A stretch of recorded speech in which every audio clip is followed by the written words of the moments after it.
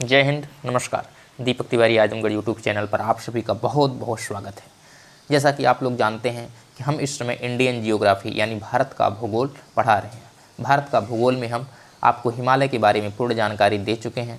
इसके आगे हम चलते हैं भारत का जो उत्तरी विशाल मैदान है उसके बारे में। जी हाँ, उत्तर के विशाल मैदान के विभाजन के बारे में भी हम आपको जानकारी दे चुके हैं।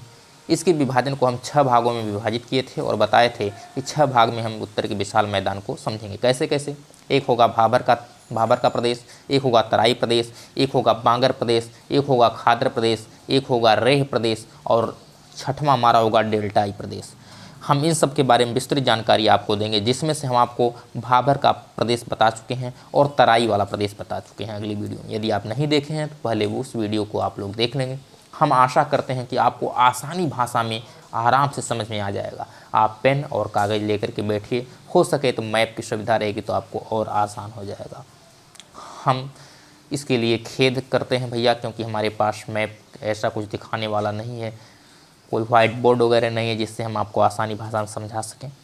तो लेकिन हम ऐसा बताने का प्रयास कर रहे हैं जिससे आपको आसानी भाषा में समझ में आ जाएगा।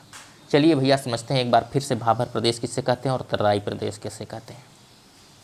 तो भाबर प्रदेश वह होता है, जैसे मान लीजिए जब नदियाँ जो है पर्वतों से निकलती हैं, जब पर्वतों से चलती हैं, तो जहाँ पर वह कमज़ोर मिट्टी पाती हैं, आसान भाषा में आप समझिए, जहाँ पर कमज़ोर मिट्टी पाती हैं वह मिट्टी को वह काट देती हैं। तो आप लोग जहाँ पर झरना वगैरह देखे होंगे, वह झरना जो है वहाँ पर कमज़ोर मिट्टी रहेगी, इसलिए नदियाँ उस मिट्टी को काट दी और नीचे गिरने लगी। तो जब मिट्टी जहाँ से नदियाँ नीचे गिरती हैं तो हम उसे अवनमन कुंड कहते हैं। जब गिरती हैं तो उसे झरना कहते हैं। झरने से जहाँ नीचे गिर जाती हैं, जहाँ पर पानी कहते हैं, उसे अवनमन कुंड कहते हैं।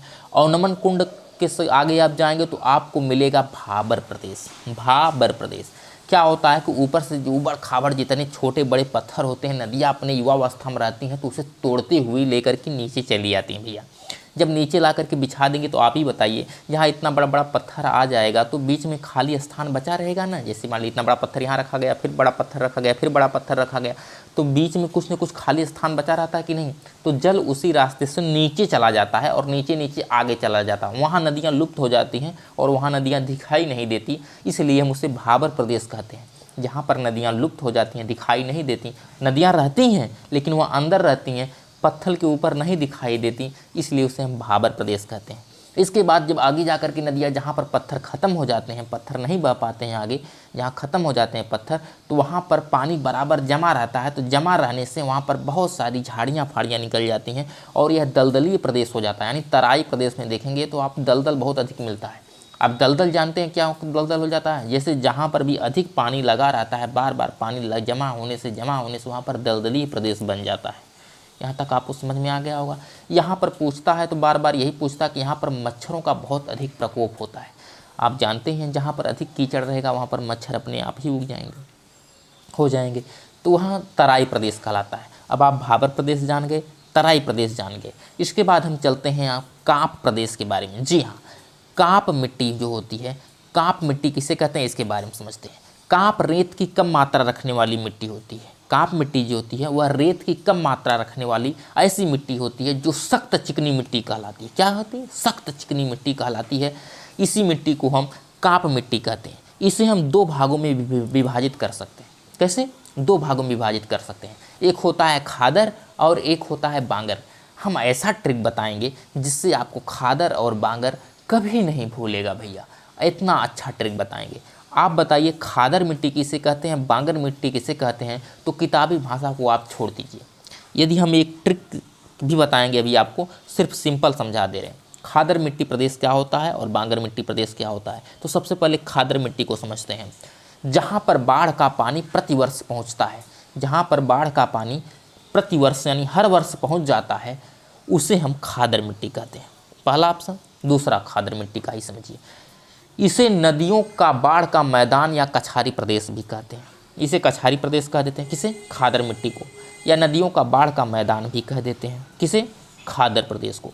प्रतिवर्ष बाढ़ के जल से यहाँ की मिट्टी नवीन जलोढ़ भी कह देते हैं, क्योंकि प्रतिवर्ष जब जल का पानी, बाढ़ का पानी यहाँ पर चढ़ता है तो नीचे से मिट्टी ला करके वहाँ पर बिछा देता है, इसलिए हम नवीन जलोढ़ मृदा के नाम से भी जानते हैं। किसे?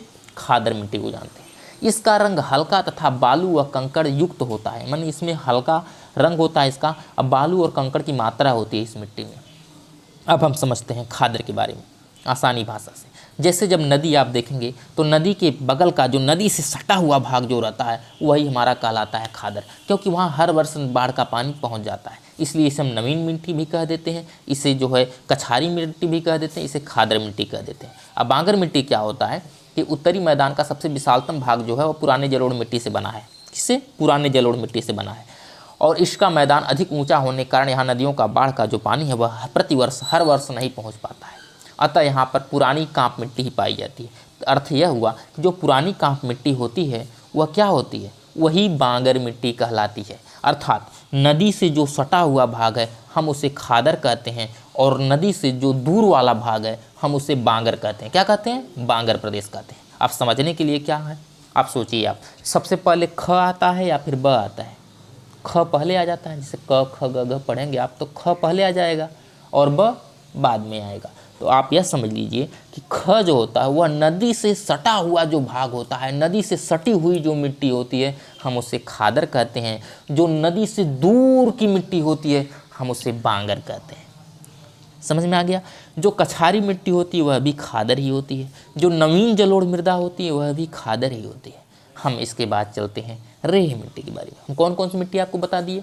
भाबर बता दिए, तराई बता दिए, कांप की 2 मिट्टियाँ होती हैं उसके बारे में भी बता दिए, कांप मिट्टी किसे कहते हैं उसे भी बता दिए, हम खादर बांगर के बारे में बता दिए। अब हम चलते हैं रेह के बारे में। बांगर मिट्टी के क्षेत्र जहाँ सिंचाई के कार्य अधिक होते हैं, बांगर मिट्टी का वह प्रदेश जहाँ सिंचाई का कार्य अधिक होता है। बांगर किसे कहते हैं बताया ना? नदी से दूर वाला जो भाग होता है उसे हम बांगर कहते हैं।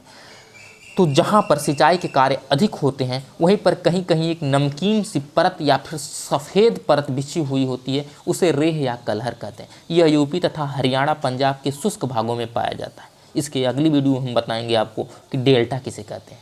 डेल्टा की बहुत अच्छी परिभाषा हम आपको देंगे। मिलते हैं अगली वीडियो में, तब तक के लिए धन्यवाद।